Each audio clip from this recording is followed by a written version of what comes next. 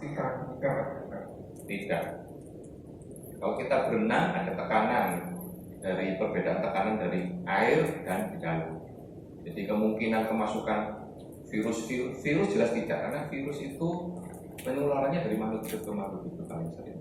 Jadi kalau virus itu di luar tubuh seorang makhluk hidup, ya sejelek-jeleknya setelah bersinar matahari dalam 5 menit 10 menit akan mati.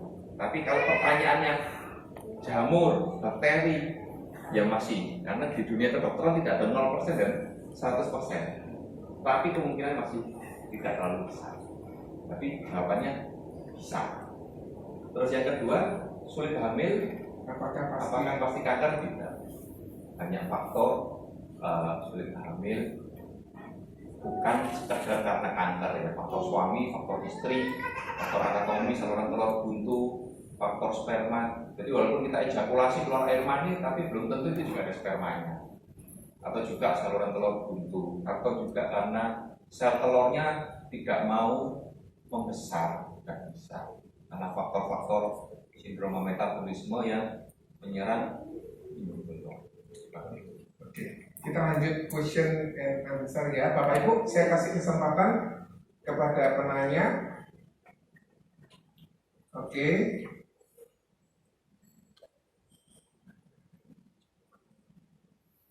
Oke, selamat malam. Saya Mira, usia 35 tahun. Saya ingin menanyakan, tadi disebutkan bahwa untuk keputihan itu bisa menjadi salah satu faktor predisposisinya untuk kanker cervix. Iya, sorry. Jadi apakah biasanya sebelum dan sesudah menstruasi itu biasanya kan juga ada yang keputihan. Nah, untuk keputihannya sendiri kadang ada yang gatal, ada yang tidak, seperti itu. Apakah itu normal? Kemudian untuk pemasangan IUD, nah, apakah itu juga bisa untuk bukan memicu ya? Bukan, bisa nggak dengan pemasangan IUD itu nantinya juga akan terjadi kanker untuk Oke, iya seperti itu. Ya. Terima kasih. Ini langsung dijawab atau langsung 3 pertanyaan? Langsung. Jadi yang pertama tadi adalah keputihan itu seorang wanita dalam 24 jam normal ya, keputihan 2 cc. Jadi selalu karena ada lendir dari kelenjar-kelenjar di vagina, ada lendir dari serviks, maka seorang wanita itu setiap hari selalu keputihan 2 cc per hari. Akan lebih parah kalau di suasana tropis seperti ini, basah, panas, cenderung dia akan kelenjar-kelenjar itu lebih banyak produksi cairan untuk melindungi mukosa vagina. Jadi lebih kesannya lebih basah kalau kita berada di suhu panas. Nah, keputihan yang tidak baik, yang tidak normal itu kalau ada gatal, terasa gatal, bau dan terasa perih. Berhubungan terasa perih itu biasanya kelainan. Nah, kalau setelah dan sebelum haid itu wajar, karena hormonalnya dari tinggi rendah ke tinggi, dia akan pasti ada perbedaan konsistensi dari lendirnya, bisa encer, bisa kental. Asal prinsipnya tadi tidak gatal, tidak bau, terus tidak terasa perih atau panas, tidak ada iritasi di vulva vagina, aman. Yang kedua adalah IUD ya. Jadi kalau seorang wanita itu keputihan tidak boleh dipasang IUD. Jadi harus diobati dulu, dibersihkan dulu, keputihannya aman, baru dipasang IUD. Karena kalau misalnya saat keputihan kita pasang IUD, sama saja memindah kuman dari vagina masuk ke rahim. Itu tidak baik. Jadi kalau mau pasang spiral harus kita cek. Kalau baik, tidak keputihan, langsung kita pasang. Kalau ada keputihan harus diobati dulu. Nah, infeksi atau IUD itu kan ada benangnya ya, menggesek-gesek dari serviks. Nah, ada faktor trauma, lecet. Nah, itu bisa luka juga di serviksnya. Itu juga mempermudah masuknya infeksi, mempermudah masuknya virus. Jadi memang harus diperhatikan kebersihan dalam Dokter, untuk penyebab kanker tersebut kan hubungan suami istri. Iya. Kalau suami istri yang sah sebetulnya risikonya lebih kecil kan ya dokter? Betul. Jadi walaupun istri hanya berhubungan dengan satu suami hanya berhubungan dengan satu istri, itu tidak menutup kemungkinan terkena kanker cervix. Tapi resikonya lebih rendah dibanding yang multi partner. Jadi walaupun sama-sama tetap satu lawan satu, itu tidak bisa menutup kemungkinan bahwa dijamin tidak akan terkena kanker cervix. Karena virus HPV juga ada di sekitar kita. Ya sama seperti virus influenza. Ya karena hanya karena didorong saat hubungan suami istri terdorong masuk, nah itu akhirnya terjadi yang 20% ya, karena kalaupun masuk 80% diamankan oleh imun tubuh kita. Ada lagi Bapak Ibu yang ingin bertanya? Ke sini dulu ya Bu yang bertanya. Nanti saya juga mau tanya lagi ya dokter. Enaknya jadi MC itu gitu Bapak Ibu. Malam, saya Luki mau nanya ini. Di sini disebutkan bahwa ada wanita umur 40 tahun dan belum punya anak. Kenapa resiko terbesar kena kanker rahim? Alasannya apa ya? Mau tanya. Terus yang kedua, ini kalau menstruasi hanya 2 hari, apakah bisa menyebabkan ada risiko kena kanker cervix? Kan ada anak-anak muda sekarang saya lihat menstruasi itu biasanya yang orang dulu sampai 7 hari, 6 hari. Sekarang ini sampai hanya 2 hari, 3 hari itu apakah bisa menyebabkan risiko kena kanker cervix? Terima kasih. Jadi memang untuk kanker rahim ya, ini bukan kanker cervix, kanker endometrium pada fat 40 female. Jadi menyerang hanya orang yang gemuk. Karena apa? Yang berkaitan dengan infertil, susah hamil. Orang yang gemuk itu hormonnya tidak stabil. Ada satu hormon yang sangat tinggi, di mana 2 hormon yang lain rendah. Nah, itu adalah suatu sindrom metabolisme. Jadi kegemukan itu adalah bukan cuma sekedar kondisi, oh saya gemuk. Saat ini sudah dinyatakan secara internasional bahwa obesitas itu suatu penyakit. Sindroma metabolisme, sindroma X, obesitas, dyslipidemia, dan hiperkolesterolemia. Nah, pada kaitannya orang gemuk, kemudian infertil susah hamil sampai umur 40 tahun, itu sangat berkaitan dengan estrogen yang tinggi. Dia di rahim, dia akan memicu proliferasi berlebihan. Jadi dinding rahimnya tebal. Dinding rahim yang tebal karena pengaruh hormon estrogen, itu sangat mudah terjadi mutasi genetik. Jadi ini bukan kita tidak ngomong masalah kanker virus HPV, karena ini kanker rahim. Kanker rahim adalah lain lagi etiologi penyebabnya. Nah, pada kasus ini orang gemuk pasti susah hamil ya, tidak bisa kita ngomong pasti ya, tidak ada yang 100% dipenyebab. Orang gemuk lebih susah hamil karena telurnya itu komposisi lemaknya. Jadi kalau sel telur itu harusnya dindingnya tipis, ini dindingnya tebal dan komposisi lemaknya banyak. Dia kalau ditembak oleh hormon pemecah telur, dia tidak bisa mudah pecah, jadi hanya bergoyang-goyang. Sehingga kalau tidak pecah telur, walaupun sperma ada di sekitar situ ya tidak mungkin hamil. Nah, berkaitan dengan sulit hamil, akhirnya umur 40 tahun tetap gemuk, itu akhirnya ya karena estrogennya tinggi terus, ya akhirnya tidak cuma indung telur yang diserang, rahimnya juga akan menambah. Terus yang kedua adalah tentang menstruasi. Jadi kalau orang dulu 5 hari 7 hari, sekarang 2 hari 3 hari, itu sangat berkaitan dengan gaya hidup. Suka makan yang lemak-lemak, fast food sebagainya, atau minum obat supaya cantik, supaya langsing dan sebagainya, itu mempengaruhi ketidakseimbangan hormonal. Sehingga bisa haidnya tambah banyak, bisa haidnya juga jadi sedikit. Jadi tetap hidup. Tapi intinya semua gangguan haid tetap memerlukan pemeriksaan USG.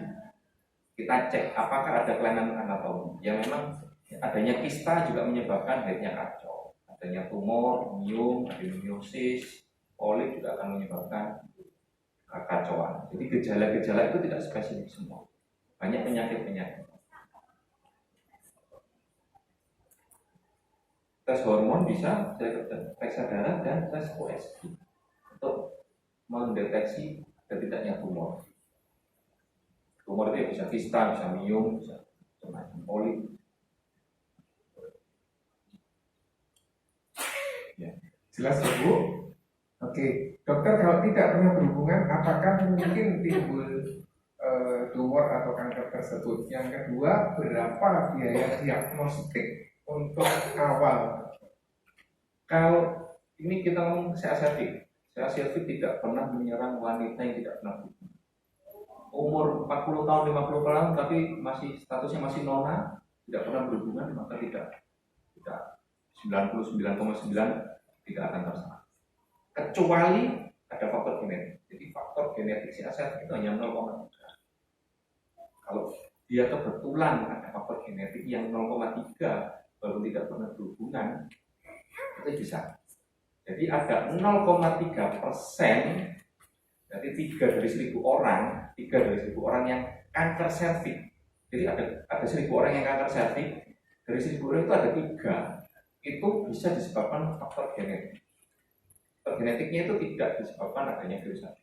Jadi dicek HPV nggak ada, tapi dia tidak kanker serviks. Faktor genetik 3 dari 1.000, sangat jarang. Terus yang Diagnostik. diagnostik, ya. Pak, Rama boleh ditampilkan gambarnya ya? Diagnostik yang sekarang minimal ya, kalau di daerah-daerah susah ya, kalau pap smear ya IVA. Tapi kalau di kota besar kita minimal standar adalah pap smear. Dan pap smear ada 2, konvensional atau yang berbasis cairan, yang modern. Kalau pap smear yang konvensional sekitar 200.000. Kalau pap smear yang berbasis cairan itu ada 3 tipe. Yang paling standar adalah sekitar harganya berapa itu? Ya standar kira-kira 600-an, 600-700. Itu hanya sekedar pap smear yang modern ada 3 tipe. Tipe pertama itu sekedar mengetahui kondisi mulut rahim saat ini, ya, dasar pemeriksaan pap smear dasar, kondisinya bagaimana saat ini.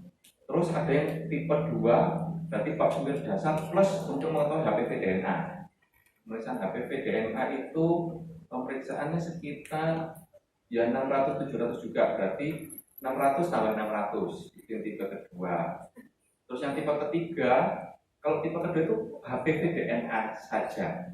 Hasilnya apa? Positif, negatif, ada atau tidak, ada virus atau tidak. Tapi kita tidak tahu virus yang nomor berapa, yang strain nomor berapa. Tapi yang sangat agresif kan 16-18. Nah, ada pemeriksaan terakhir yang nomor 3 itu adalah HPV genotype. Jadi dari pemeriksaan itu kita bisa tahu HPV yang strain seri keberapa yang ada di dalam tubuh kita.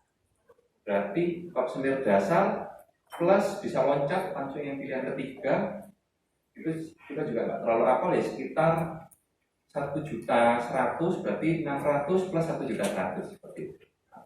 Apakah di Dokter Sutomo bisa lebih murah, Dok?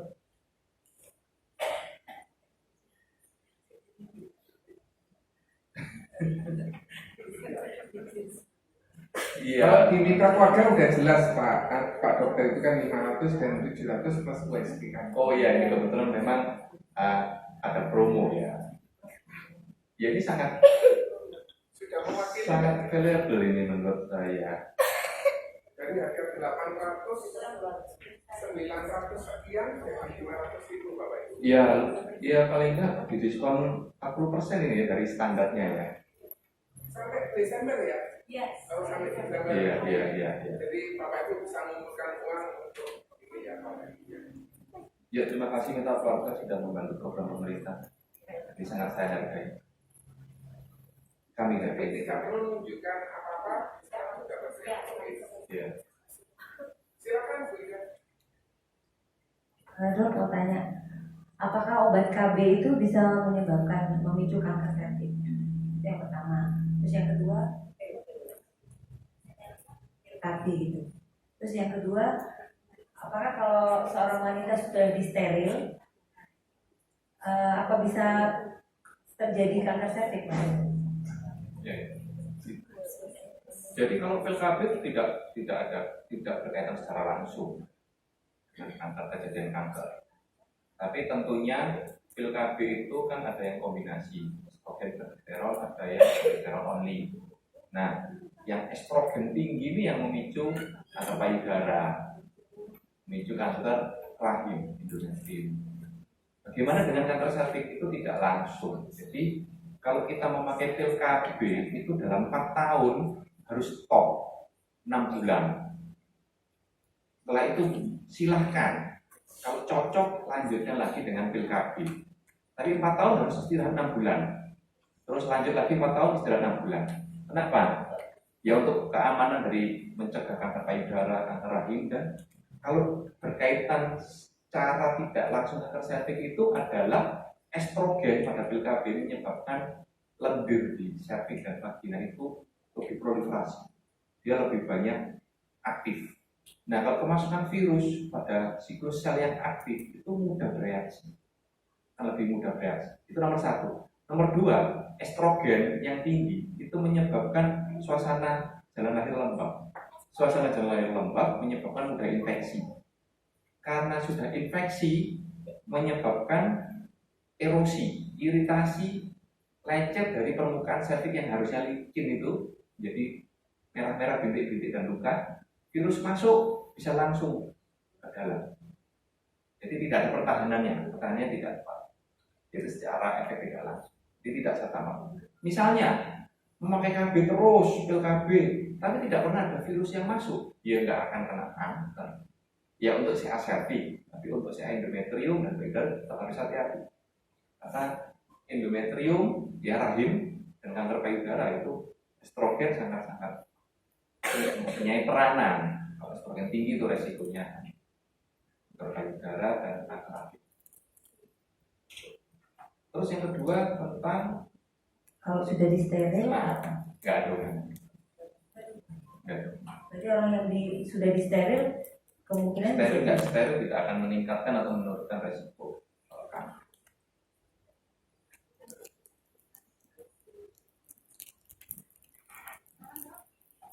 Ya. menikah itu masih perlu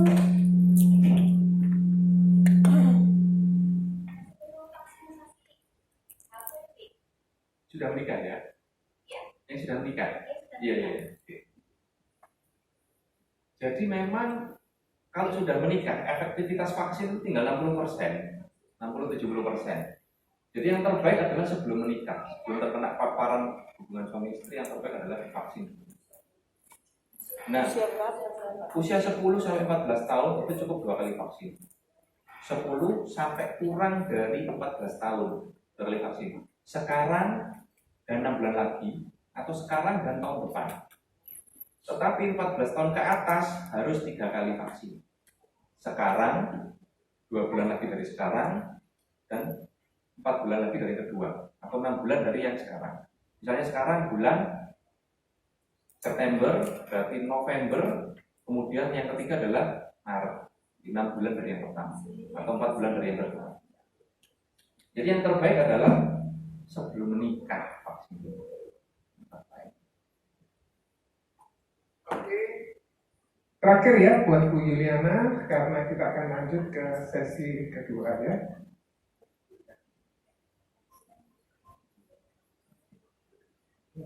Dokter, saya mau tanya, kalau misalnya sakit sebelum mens atau nyeri, itu apakah merupakan salah satu gejala untuk bisa terkena ya yang macam-macam itu tadi? Maksud saya, katanya dulu kalau misalnya sebelum melahirkan, nanti kalau setelah melahirkan, istilahnya apa ya, dilepnya itu hilang, tapi ternyata sampai sekarang masih tetap. Itu apakah berbahaya atau mungkin perlu pemeriksaan atau gimana? Iya. Itu aja sih. Ya, kasih. Jadi itu paling umum, paling sering ada 2 kemungkinan. Ya, pertama adalah karena bentuk rahimnya itu melengkung. Bisa melengkung ke depan, bisa terlalu melengkung ke belakang. Melengkung ke depan itu mendekati kandung kencing, melengkung ke belakang itu mendekati rektum, usus besar. Jadi harusnya rahim itu kalau dari orangnya tidur, ini ya tidur, ya rahim itu harusnya landai ini ya, melengkung sedikit, melengkung ke atas atau melengkung ke bawah. Tapi ada yang melengkung seperti huruf U, melengkung sekali ini, ke depan atau melengkung ke belakang. Nah ini walaupun sudah menikah, ya namanya juga variasi bentuk rahim, dia akan tetap sakit. Pasti akan tetap terasa dysmenorrhea, rasa apa ya? Istilahnya pilek ya, pilek. Karena rahim yang melengkung untuk membuat darah itu keluar, rahim butuh kontraksi yang berlebihan. Hormon kontraksinya berlebihan sakit, ya sehari 2 hari.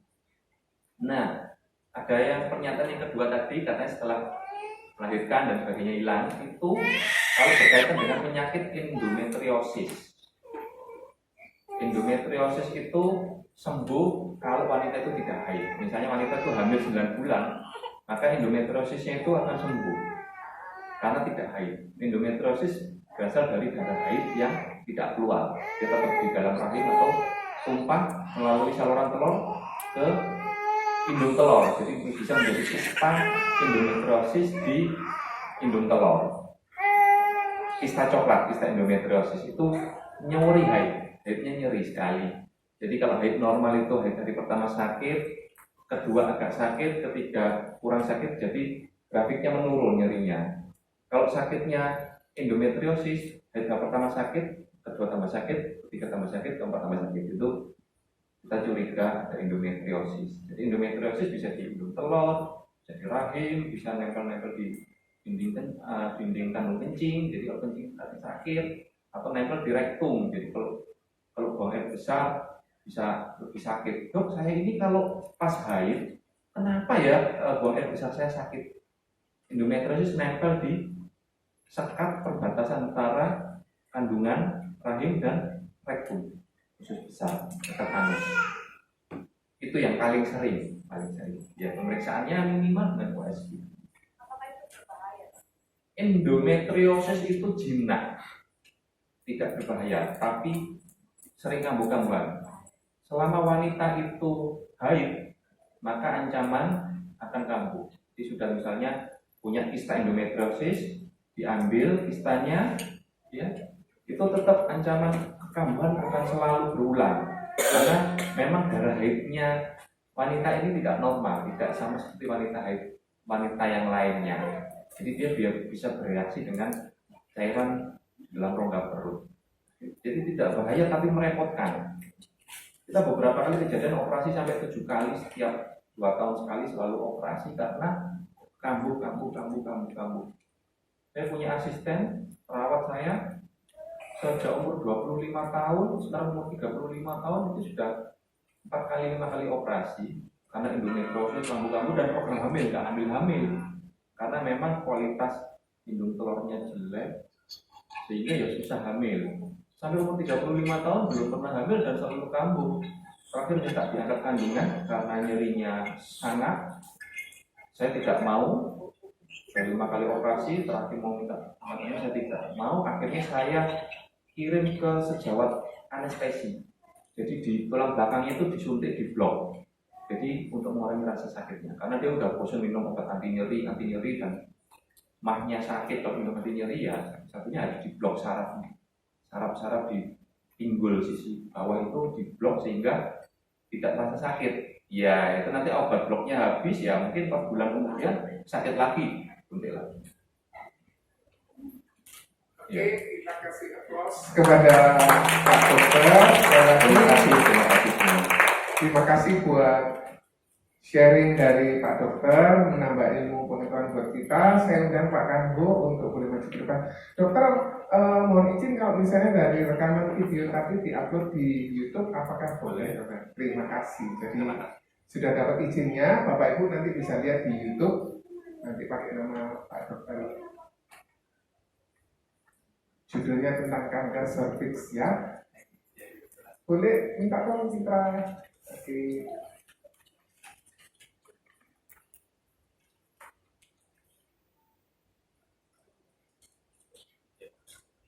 Sekali lagi Pak Dokter, terima kasih buat kehadiran. Terima kasih Bu Rina, Bu Rita, semuanya yang telah support acara ini. Untuk acara selanjutnya, Bapak Ibu, jangan lupa bahwa Bapak Ibu dapat voucher tadi. Bapak Ibu bisa menghubungi Bu Rina, Bu Rita, dan Bapak Ibu bisa berkonsultasi di kelanjutannya. Dan kami ucapkan terima kasih buat support dari Mitra Keluarga. Semoga kita bisa berlanjut lagi ya. Kita akan mendengarkan dari satu sesi dari Ibu Elizabeth yang akan menceritakan dari bagaimana cara mengatasi itu semua ya. Kita panggilkan Ibu Elizabeth. Oke, selamat malam.